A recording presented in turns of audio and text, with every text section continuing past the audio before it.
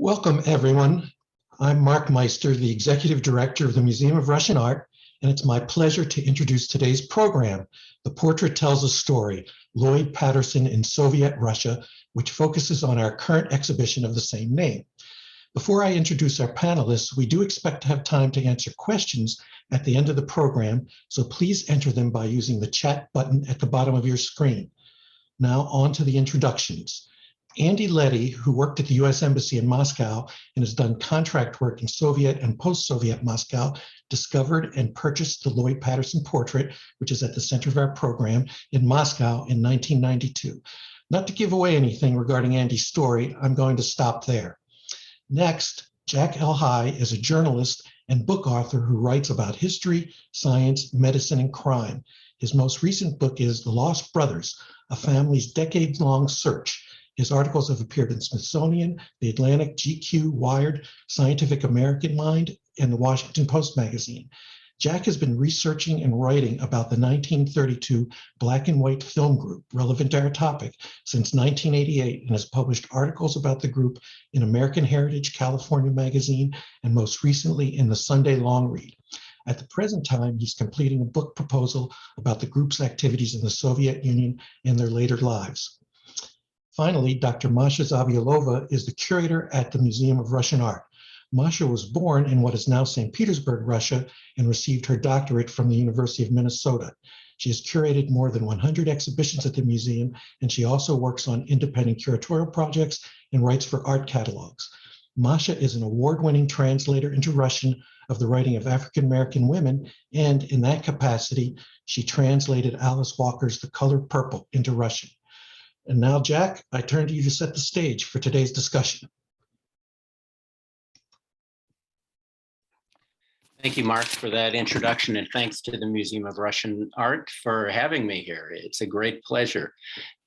As Mark mentioned, I do a lot of writing on history, and one of the ways that I find topics to write about is to pay attention to footnotes in the reading that I do.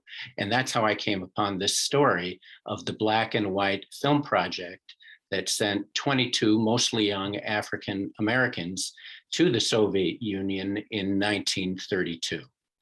And in this case, the footnote was in a book called Red and Hot, The Fate of Jazz in the Soviet Union by Frederick Starr.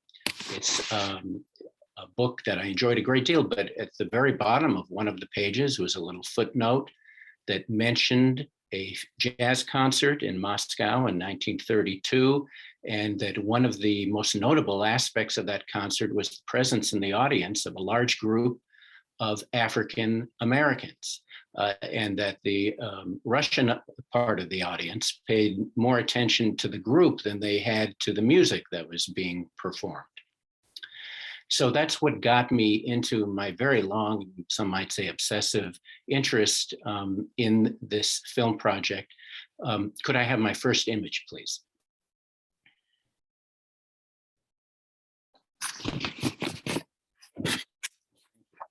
So this is Louise Thompson Patterson, no relation to Lloyd Patterson.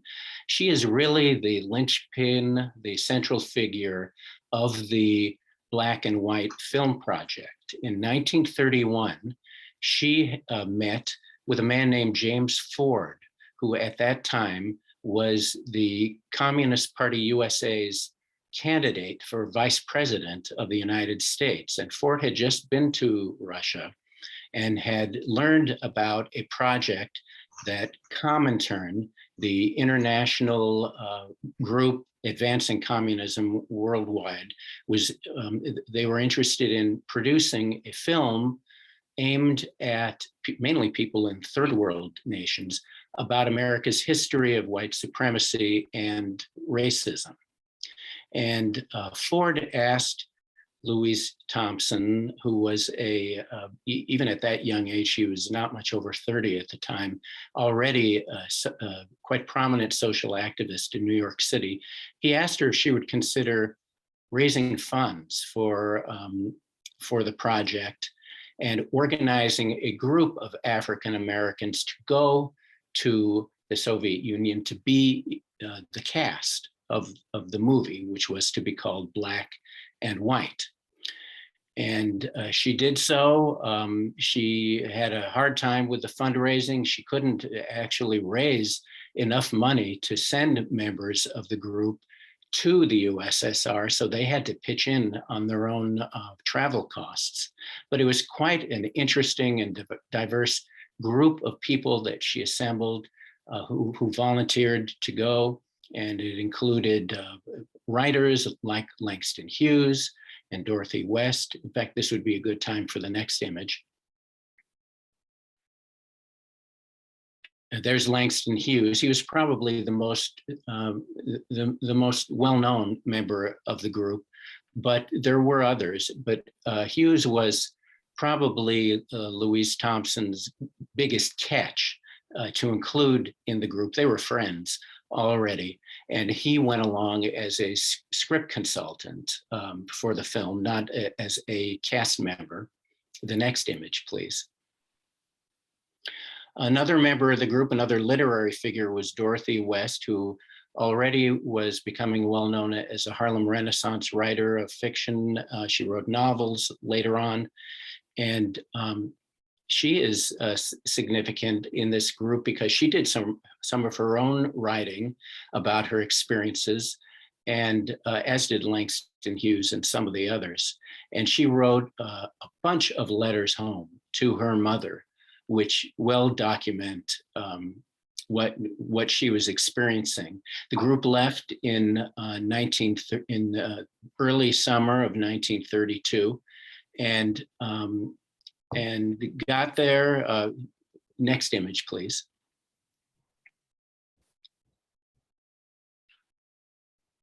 Here's another member of the group, Homer Smith. Homer is our Minnesota member of the group. He was a University of Minnesota alumnus, and he was at the time working in the Minneapolis post office, had very limited opportunities in journalism. And so he, like many of the others, wanted to go on this trip, not only to see the Soviet Union, but also to have a break from the racism that they were experiencing in the United States.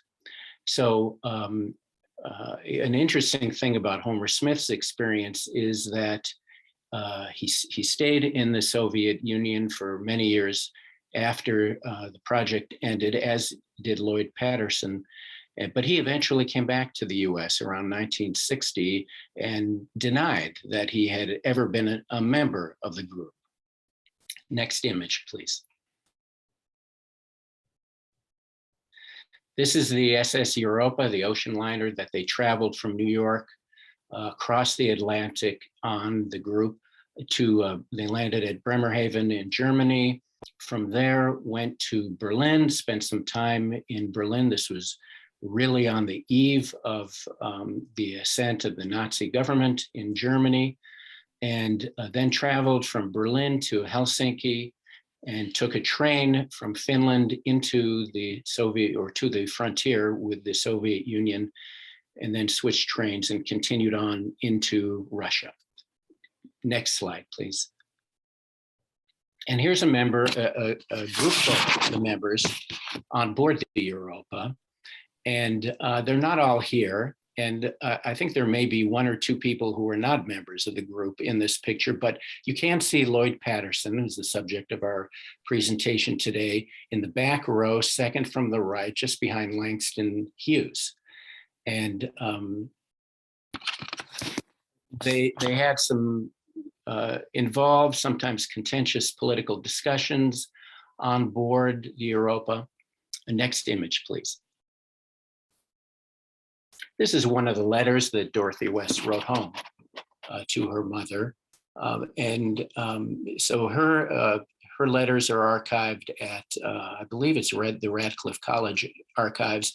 There are many others from other members archived in places like the Huntington Library in California, Emory University in Atlanta, and a few other places. Next image, please. So once the group got into the USSR, the project quickly ran aground. The effort to make this movie Initially, it was because the script that had been prepared by a Soviet screenwriter was so poorly conceived that Langston Hughes refused to do any script doctoring of it. But other problems developed later on as well. In rehearsals, the Russians had always assumed that this would be a group of rough-hewn former sharecroppers, agricultural workers, and they were far from it. Most of them were highly educated, many from New York City, and they had no acquaintance really with the spirituals and hymns that the Russians wanted to be a part of the production. And so they had some disastrous musical rehearsals. And for a long time, there was nothing for the group to do in Russia as they were preparing for the script to get fixed or have something done to it. So there were even more serious problems. And the man at the left in this picture, named Hugh Cooper, figures into it. He was an American consultant helping the Soviets build a very large hydroelectric dam in Ukraine. And he caught wind of this group being in the USSR, did not like it, did not like their politics, did not like the idea that African Americans were being treated well and given privileges by their Soviet hosts. And so he personally intervened to try and stop the project, and apparently mostly succeeded in that. Next image, please.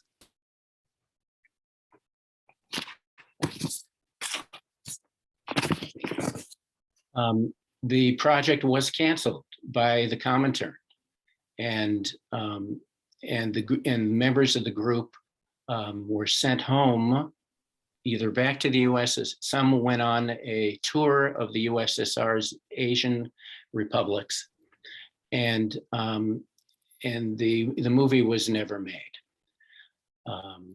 However, the Soviets promised that there would be another attempt to make it in the following summer in 1933. That didn't happen either. But instead, what was made, you can see a still image here from an animated film called Black and White that the Soviets produced, which was on the general theme of racism in the United States. And last I checked, that film is available to watch on YouTube.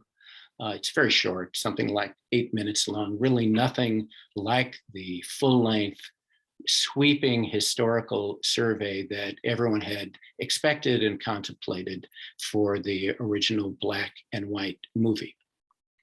So many members of the group went on to careers of much distinction. One member, Lauren Miller, became a California Superior Court judge. Ted Poston, a well-known journalist, Louise Thompson, remained active for the rest of her career, her life really, as a social activist. And she was the last surviving member. I interviewed for some of my earlier articles the last 4 living members of the group, and Louise Thompson died in 1999. So that's a quick survey of the Black and White film project. Lloyd Patterson was among a handful of people who stayed in the USSR after the film project was canceled, along with Homer Smith and Wayland Rudd and some others. And I will post a link now in the chat box, which there's much more to say about the film project. So I'll post a link that shows my most recent article about the Black and White film project. And so you can read that at your leisure. Thanks so much. So thank you, Jack, for that. Andy, so something occurred that took you by surprise years ago and led you into this story of the group of the Black and White actors. So why don't you go ahead and tell us what happened? Okay, thank you. And Mark, I want to just say thanks to you and to Masha for this wonderful opportunity. I think the exhibit looks fantastic, and I'm thrilled to be able to show this painting again to more and more people. 30 years ago that I found this, seems a long time ago, obviously, and it's an understatement to say the world was a different place. But what I think is so powerful about this painting is that it's so nuanced and so layered. It's an aperture through which we can view culture, race, history, and I think importantly, even our lives today. What I want to go back to this very long time ago, even before I found it in 92, but go back 10 years before that, I had just gotten out of college, and I hadn't seen a lot about race in the Soviet Union.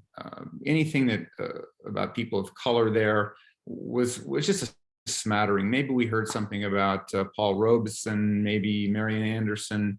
I kind of remember something about Claude McKay, a poet who went there in the 1920s, but it was touched on and nothing was really focused on. So there was a lot I had to sort of figure out. At the same time, the Soviets were always on us about, with their whataboutism, of anything you talk to them about, whether it was, where you could buy milk or what the problems with anything in their economy, they would jump back at how we treated African Americans. So it was a fraught thing. It was a weird thing, kind of abstract, and I hadn't seen it in person.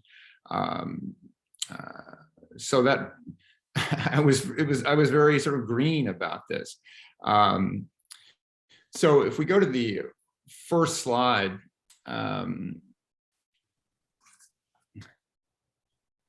let's see, there we go. That was in 1982 when our first night in Moscow. It was July 4th. We were walking into Gorky Park, and I was really stunned by seeing these groups of military, of the soldiers, different groups, different sort of ethnicities, of different parts of the country, because I talked to these guys, and they were surprisingly boisterous, drunk, threatening each other. That didn't seem to jive with this sense of international love and embracing all peoples. That was a bit of a shock to me. And then a few days later, I was in the embassy with our leader. He was doing some work, and I was reading a magazine, and a student from Patrice Lumumba University sidled up to me, an African student, and said, "You must help me. You must help get me out of here. I can't stand, these people are horrible." So it was a shock. Again, I was so green. I didn't know anything about what relations were like over there. So I was really, really shocked. And again, I point this out not to give Russians or the Soviets a hard time. For goodness sake, I come from America. We have little ground to stand on when it comes to treating people in our society well. So, or people of other colors or other ethnicities. It was just illustrative of a kind of awakening that I went through in my dozen years in and out of Moscow. And I think that that's one of the great gifts of this painting. The next slide, I put this one in just kind of for fun. This was in the mid 1980s in Leningrad. This was in Rolling Stone magazine when the rock group UB40 came.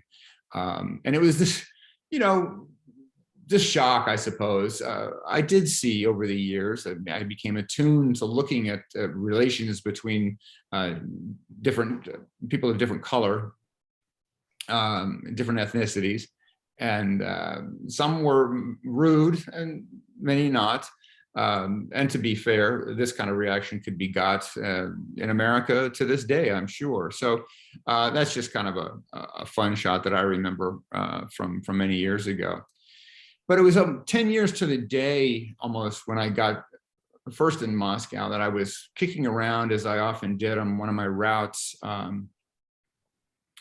shopping for antiques and going to art shows and that sort of thing. And I go into a place in the Arbat, and I find a rolled up piece of canvas and unfurl it. And lo and behold, what do I see? Next slide, please. And there it was. This is at the conservators with the light on it to show the fault. But I opened this up, and it's hard for me. Well, not hard for me, actually. I remember quite well how shocked I was. This didn't have any place in my head. I couldn't understand, if after 32 years in America and 10 years in in and out of the Soviet Union, I just couldn't figure something like this out. A heroic, romantic portrait of an African American, I found out fairly quickly, but not much more.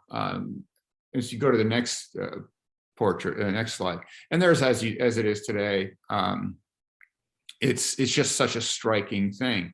I took the canvas out to the women, the clerks, and they just kept saying Patterson, Patterson, and that didn't help me. And they told me about a movie and a song, and it was all, as they say, Greek to me. But the image itself was so striking. I just was amazed, and I got it home. Where it's been hanging on our wall ever since. And of course, no small irony that my favorite relic from the Soviet Union is a portrait of an African American. It's a strange, out of left field, wonderful relic. And as many things with this painting have happened, the first bit was just a completely random event. I picked up several months later, I picked up a copy of National Geographic. The next slide. And on the cover, it said Pushkin. There was a story about Pushkin. And I thought, how could there be a story about Pushkin in National Geographic? But as I leafed through it, I turned the page and it said, there's James Patterson, son of an African-American and a Russian woman. Well, I couldn't believe it. Since I knew so little about the portrait, I saw this guy and I thought, I just ran around saying, it's him, it's him. I thought I discovered, sort of solved all the mystery.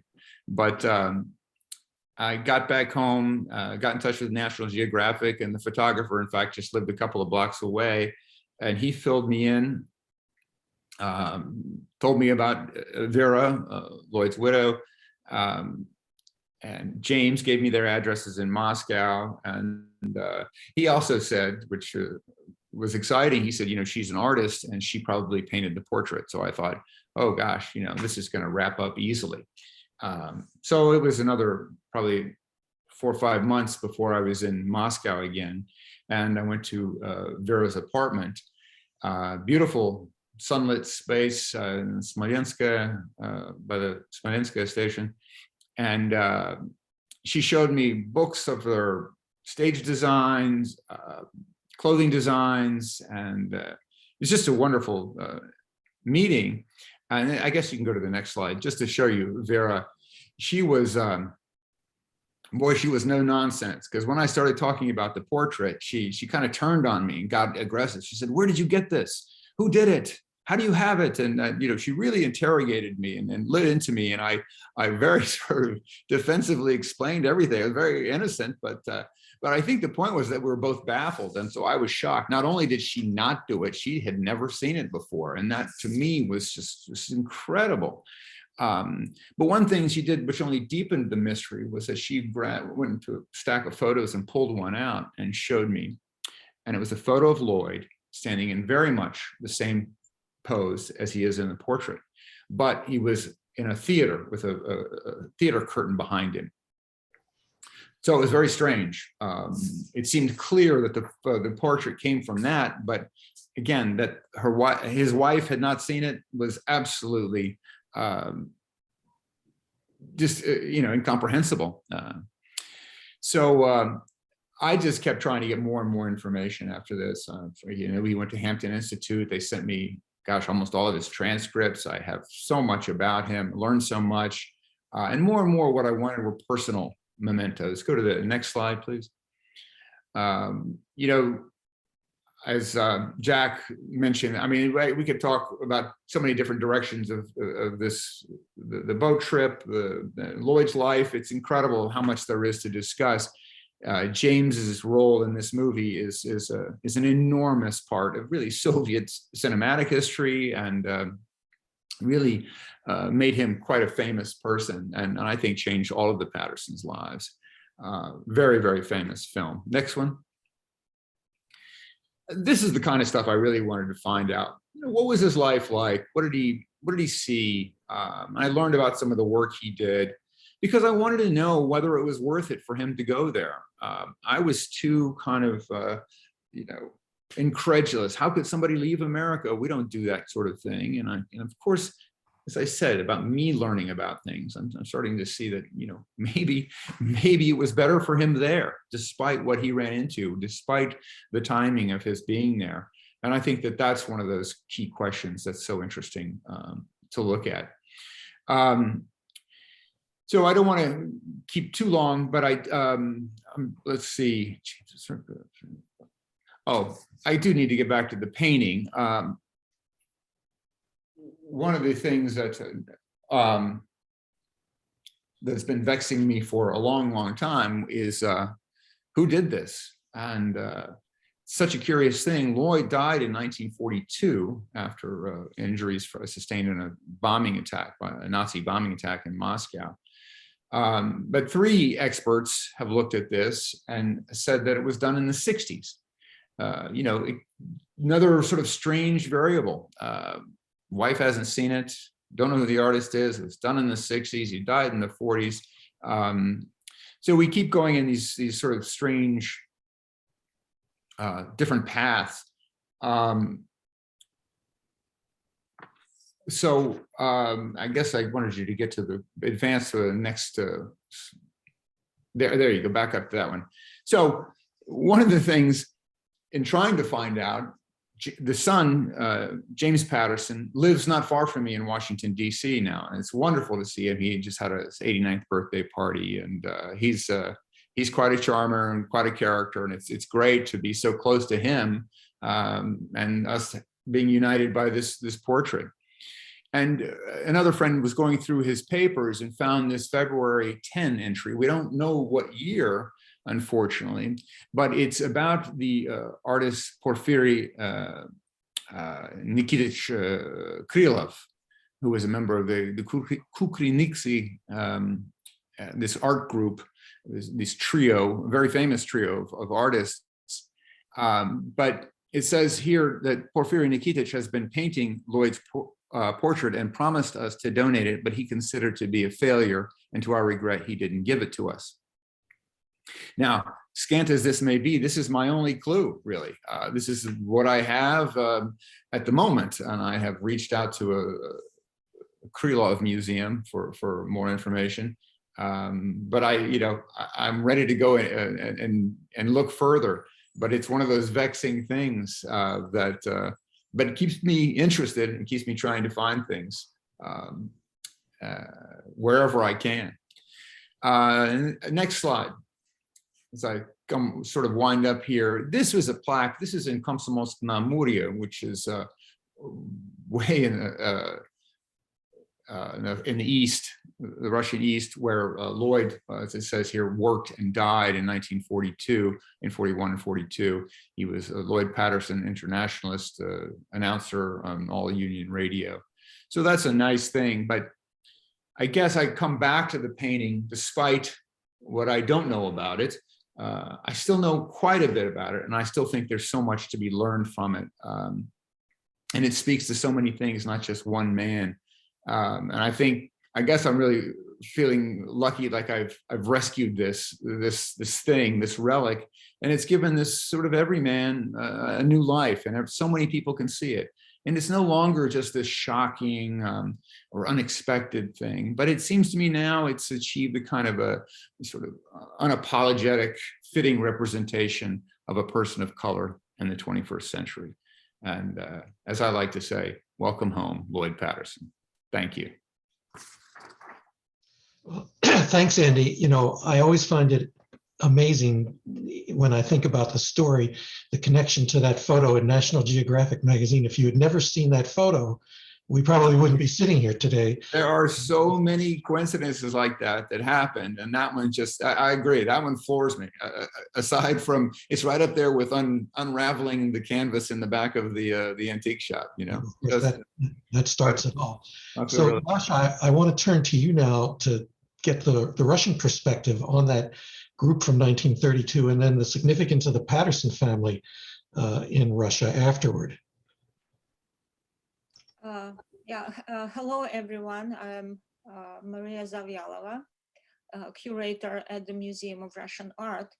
And let me start sharing my screen. I would like you to go into the gallery with me, where we have currently having this exhibition, and the title of the exhibition is "The Portrait Tells a Story." So this exhibition is actually just a show of one portrait and supporting materials. I'm very grateful to Andy for bringing this, and to Mark for working on this project and bringing this portrait to our museum. So this is the gallery. I hope it's also my background, but I'm not in the gallery, I'm in my office, but this is how the gallery looks. And you can see the portrait of Lloyd Patterson here. I will show you the other side of that central tower where we have some materials on Homer Smith. This is our Minneapolis Minnesota connection, and the story of the oldest son of Lloyd Patterson, James Patterson, or Jimmy, as he was known, and his participation, his life, and his participation in the movie Circus. So let's go back to this. And so this story, well, a few people in contemporary Russia or my friends who come from the former Soviet Union would know Lloyd Patterson and the story of the black and white film project, because it never happened. But whenever I mention the fact that Lloyd Patterson was the father of Jimmy, that inspires and elicits immediate response. Everyone knows the film Circus and the little black boy who was 2 to 3 years old that acted in that movie. The Circus is an old film from 1936 or 7, and but it was created by a famous film director, Alexandrov, and Lyubov Aralova, the absolute film star and singer of the period, and a favorite actress of Joseph Stalin, by the way, acted in this movie. So the story of the film you can easily find online, and basically one of the main themes is the racism in America and the Soviet Union as an anti-racist internationalist country. And Jimmy, the little Jimmy, is known to everyone. I recently talked to a colleague of mine who works in the Tretyakov Gallery, and I mentioned the portrait, and she said, of course, Jimmy, she gave me this name. I just mentioned the person or the little actor who played in the Circus, and she gave me the name Jimmy. She says, of course, Jimmy, we all know this name, and the famous, one of the final scenes of the movie when the little boy, the little charming 2-year-old, is passed around the circus, and the visitors or the spectators, the viewers in the performance sing a lullaby to him in different languages that from the peoples of the Soviet Union.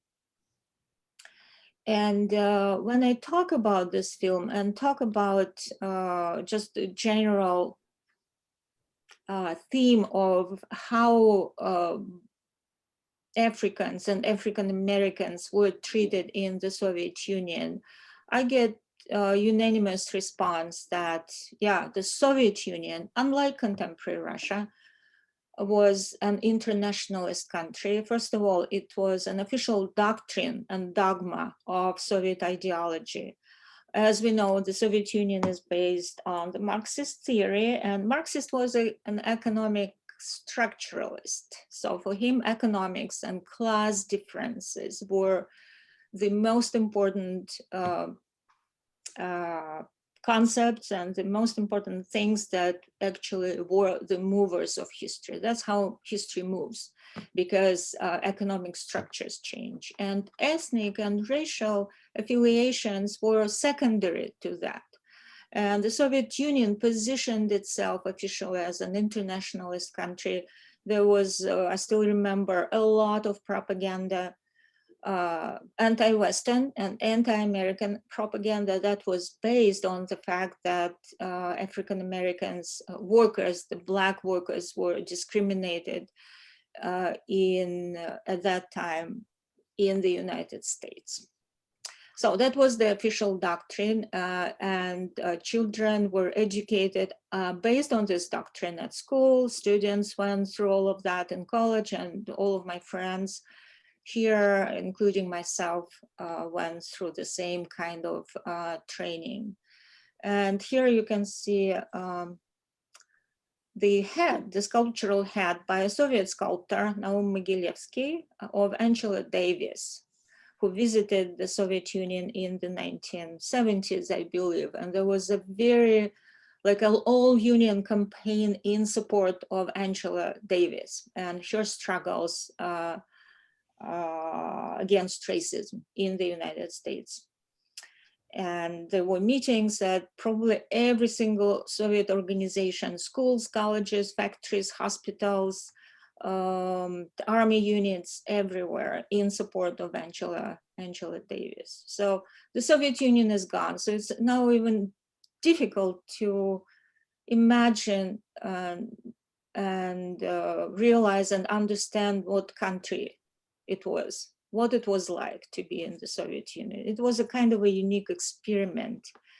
But Angela Davis was the person who probably later on in the late 80s and 90s was one of the people who triggered my interest in African American women's writing. And I began to translate. I translated Toni Morrison's Jazz. It was an award-winning book. I was shortlisted, and it's kind of one of my achievements in my life. I was shortlisted for the Booker Prize in Moscow, the only woman out of 6 people, with the only woman writer, Toni Morrison, on that list. I didn't get the prize, the Booker, but I was one of the 6 that were the finalists. And it was very unlikely that I would get it, being that. And then I translated The Color Purple. It was published twice in Russia, and probably that's my translation is the only one. And people or students study The Color Purple using my translation. So with that, the theme is very big on what kind of a life racism and anti-racism had in the Soviet Union, and what happened in the post-Soviet situation. And I hope that during our discussion now, we can discuss some of these very fascinating themes and questions. And let me stop sharing my screen with that. Thanks, Masha. Why don't you comment on the proposed attribution of the painting to Krylov? Because I know that there's a lot of question about that.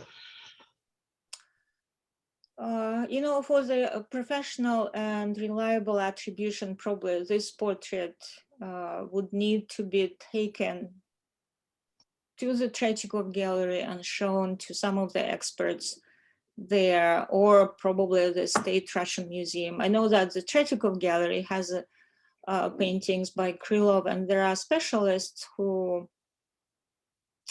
focus on, you know, the 1950s through 70s Soviet artists. So probably otherwise, it's quite possible based on this letter and on the fact that Krylov lived close to the family, but only a professional expert. And, you know, experts in individual artists, they can tell you if this is what we think it is or not, just looking at the brushwork and the paint application, just from the general feeling. That's how they, like the best experts in the field, they're very intuitive. They look at the painting and they will tell you yes or no. And that's what we would like and need to probably, this is the kind of person we need to find. Yeah, it's a very extensive process without question. So Jack, you can come on as well right now for the discussion. I did have a question for you related to what you were talking about, how the Soviets were surprised that the group arrived were not essentially the rustic farmhands that they were expecting. But isn't it true that when they saw the group that they didn't even consider that they were Black? That's also true. And it's something that the group members commented on and complained about in some cases, that the Russians believed that Negro meant literally dark black. And there was a wide variety of skin tones among the members of the group. And so some of the Russians involved in the project thought that they had been cheated by their, in a sense, by their American colleagues, because as they believed they had been sent a bunch of mixed bloods, which was not the case. It was just a variety of skin tints among the people who came. Could I just add, I wanted to mention regarding Masha's point, which is a very good one, that I think it was Homer and then probably others in the group noted that they've experienced a kind of reverse racism, that these members were sort of singled out and said, no, you will go first in line, or you will go to get this ticket, or you will have this, you will be waited on first. So they were really absolutely treated well. And I think to a person, when you read interviews, that they never were treated better anywhere in their lives again. It was so memorable to all those group members. So I think it's an important point. It really turned their worlds upside down to experience that. Not only were they brought to the head of lines and given the best seats in restaurants and in concert halls, they were very aggressively dated by Soviet citizens who in many cases became romantically interested in them, or at least wanted to go out with them. So that was part of the picture too. And Lloyd had phone numbers slipped into his pocket. Yes. A lot of funny stories. Mm-hmm. So I'm wondering, do any of you panelists have questions for each other in regard to the topic today? Well, Jack, I wanted to point, so you probably know this, but I think it's fascinating sort of general knowledge that one of the committee to go over to the exploratory committee to make the movie, that one of the, on the masthead of the group was John Hammond, the famous record producer, which I just think was a wonderful. You talk about the sort of the strange sort of connections, and to see John Hammond's name there, I thought was fantastic. Yeah, I don't think he had any direct involvement. I think he lent his name. I think so. To the as several other people did, Malcolm Cowley and among others. Right. And so they were there on the letterhead just to give more weight to these requests. It's just in terms of unlikely participants or connected. I don't know. I like that. Yeah. I have a question for Andy, because Yes. the story of the portrait is really fascinating to me. I work at a museum. I work with objects all the time, and sometimes people give us gifts, and then there are discoveries. Sometimes people don't even know what they have. Right. And so when you found this portrait, did the people who were selling it, did they know who it was, or did they have any idea? Just they were two younger women, and they, as I said, they said Patterson, and they told me about some movie, and they didn't give me enough information so that when I saw the National Geographic, I knew who was who. I couldn't tell how much time had transpired. I didn't know when this movie had been made. So they were of a younger generation, but as you suggested, and I thought this was such an amazing thing, that everybody of a of a certain age when I was there in the 80s and 90s. Everybody, as you said, knew this movie, knew the songs, knew the characters, knew Jimmy. And these two were so young that they might have been on the just on the edge of the other side of that, the people who would know about it. But that was all they knew. But still, you by a completely unknown entity, so they were.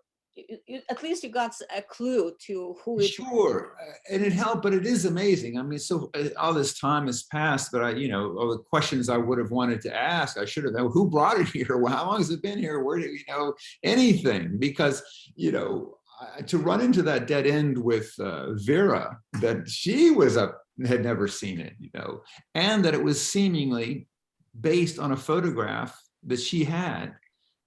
And that it seems to have been made decades later. So the clues only it swirls, faster, but I don't feel closer to an answer. At least one of the other members of the group, black and white group, Wayland Rudd, appeared in Soviet movies, I'm not sure, one or more, but I don't think he entered the consciousness of the audience as much as Jimmy did. And I wonder, was Jimmy in any other films? No, I want to say that with some confidence. Isn't it funny? I've never really sat down and sort of interrogated him about that. I should have put some pictures on on the presentation. He just had his 89th birthday here in DC. It was pronounced James Patterson Day in Washington by the mayor. And, he's got people helping him and really helping him on every aspect of his life. So he seems good, and he went through a really tough time in the early 2000 and the aughts. Very nearly died, but has recovered and looks great. Very much like the little boy in the film. But so sorry, I don't know of anything else that he was in. He went, famously went to Nakimovsky, the Naval Academy, and then served in the Soviet Navy, and then was a poet and writer. I read his interview, and where he mentions that he was offered to act in movies, but he refused because he did not believe he would be, probably didn't have I think he believed he didn't have a talent for acting in his older age. So he preferred to be, a published poet, which he was. He was published, and he published his poetry, and so that was his chosen, path to explore his other talents, and probably inspired by Pushkin, who was a number one Russian poet, early 19th century, right. Whose great-great-grandfather was from Africa. I see the comment from my friend and James Patterson's friend, Amy Ballard, who says he told me he never made another movie. He said, "I was a star and only in one movie." That's it. That's James's quote. And what was the fate of his siblings and his mother ultimately? Vera died. He and Vera came. I think she died in either 2000 or 2001. I'm sorry, I'm forgetting the date exactly. There were three sons. Tom, who I believe is still alive and lives in Moscow. He was in TV. He was a cameraman and editor, that kind of thing. And Junie, they called him, Lloyd Jr. He was unfortunately killed died in an automobile accident. I think it was in 1960. Again, I could put that in a photograph. It's a beautiful photograph of the three Patterson boys. It's just a great image, a really strapping, healthy, handsome kids. It's a really nice thing. As I said, the kind of thing I like to have so much of these family pictures, and it's a great image. And Lloyd himself, he was killed in World War II. Is that correct? Right. It was a bombing in Moscow, and he was, as I say, concussed. He was thrown violently, and he subsequently went to Komsomolsk na Amur. He went to another assignment, but I think it must have been kind of internal hemorrhaging or something caught up with him and killed him several weeks later. Yeah, and speaking of the war, you know, when we were doing research here at the museum and found the Minneapolis connection of Homer Smith Jr., it turns out he had quite a significant role in World War II. Jack, did you find a bit out about that? Yes, Homer Smith stayed in the USSR. He worked for a while for the Soviet Post Office. According to what he wrote, he helped them roll out their first special delivery service sometime in the 1930s. But when World War II broke out, he found himself in an advantageous position, and he began supplying stories from the Soviet Union to Black newspapers in the United States, and later went on to become the only Black journalist working on the Eastern Front of the war. And so he reported extensively on the Soviet Army's advance west towards the end of the war. And then about 1950, he began to feel that his position in the USSR as a foreigner, not as a Black man, but as a foreigner, was becoming too dangerous. And he contrived a way to get out and went to Ethiopia, where he worked for a time for the Ethiopian government. He eventually got his Russian wife and their children out, and all of them eventually came back to the United States. And I would recommend to people to read his book, Homer Smith's book, Robert Robinson's books. I mean, this is 4 or 5 books about the Black experience in the Soviet Union around that time. And they're really, really informative, really, really good. Plus the very well-known article in Ebony magazine that he wrote as well. Right. Right. So Langston Hughes, this autobiography, I Wonder as I Wonder, that includes his experience in the Soviet Union, is quite fascinating too. So looking at the chat, we do have a few questions, and one regards whether anyone knows about the book by James Patterson that's supposed to be coming out called Chronicles of the Left Hand from New Academia Press. And I think, Andy, you know about that. Yes, Amy Ballard has been working on that, and I know it'll be out soon. I want to say weeks, if not sooner. But she's been on top of that and very excited about it. And I would say look for that, and it should be out imminently. So then we have another question: how did Vera meet Lloyd? The statement is the marriage must have been somewhat controversial, even with the prevailing Soviet attitudes. And was Vera daughter of a prominent nomenklatura figure? So what would you say, Masha? Well, in terms of where they met, James told me recently, when we were talking, I asked him that very question, and he said that the group, if not all of it, or some of the group, were in Gorky Park.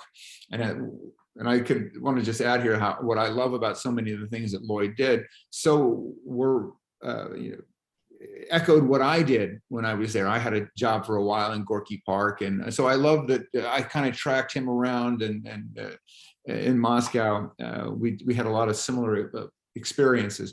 But the group was going through there, and Vera, who spoke English, heard them, saw them, heard them, and made their acquaintance. And I think, I don't know how quickly things happened after that, but I mean, that was the initial spark, was that Vera saw them, heard them, and subsequent appointments, dates were made, and the rest is history. That's all I know. Well, I read somewhere in one of Russian language sources that they met at a party, but probably, I don't know, first Gorky Park, then a party, or the other way around. Yeah. And Vera was a daughter or granddaughter, probably a daughter of a military person who participated in the Civil War, in the first horseback army of Budyonny. Budyonny was a prominent political figure throughout the Soviet She time. was tied in. She was, you know, her father or someone. Yeah, so her father was quite a prominent Yeah. participant of the Civil War. So she had certain privileges because at that time, as later, almost throughout the Soviet era, except for the probably last decade, the marriages with foreigners were not encouraged and they were extremely difficult to accomplish. But she was in that sort of privileged Sure. group that was And at a certain point, I've forgotten exactly when the law came in, it's 36, 37, I'm not sure, but Lloyd would have had to have become a Soviet citizen. I and don't- he never adopted Soviet citizenship. No, I think he did. I think he did. I think he had to by law at a certain point. I'm just forgetting the date. It was an important question for me, you know, because as I've said, I'm just so curious, and I used to talk with James about this. Did he, you know, was he upset about his decision and to go there? How did he feel about it? That's really what I wanted to know. And James was always sort of insistent. You know, he loved it. He had, you know, and to think of what he achieved there, the different jobs he did. Some of them were really quite interesting. He worked, you know, refinishing work in the National, and you know, he's exposed to all sorts of things that in his trade. And so I think, you know, it's a net win. It's such a tough thing to say, you know, arriving there in the midst of Stalin's terrors and dying in the war. But I think he did things there that he would not have done here as readily or as easily, and traveled and moved in circles there that were, you know, some pretty heady friends, really, pretty well-known people. And I think he got to see and do a lot. So we don't have any additional questions from the audience. Do any of you have any final comments you'd like to make today? All right. Well, I think it's clear from what we've heard in the past hour that this this whole topic is such a rich subject and a fascinating subject as well, that interests a lot of people for a lot of different reasons. And I congratulate the museum for hosting this exhibit and this event, because I think it's scratched the interest itches of a lot of people. Well, thank you. I want to remind the audience that the exhibition will be on view at the Museum of Russian Art in Minneapolis through March 20th. So there's still plenty of time to see it if you haven't already done so. And also, if you want to refer your friends to this program or to view it again, it will be on our website and ultimately on our YouTube channel as well. So with that, I want to thank our participating panelists, Jack, Andy, and Masha. I want to thank the audience for watching today. Thank our Director of Public Programs, Michelle Massey, for handling the technical aspects of this, and say, have a wonderful afternoon, everyone. Thanks so much. Thank you. Bye. Bye-bye.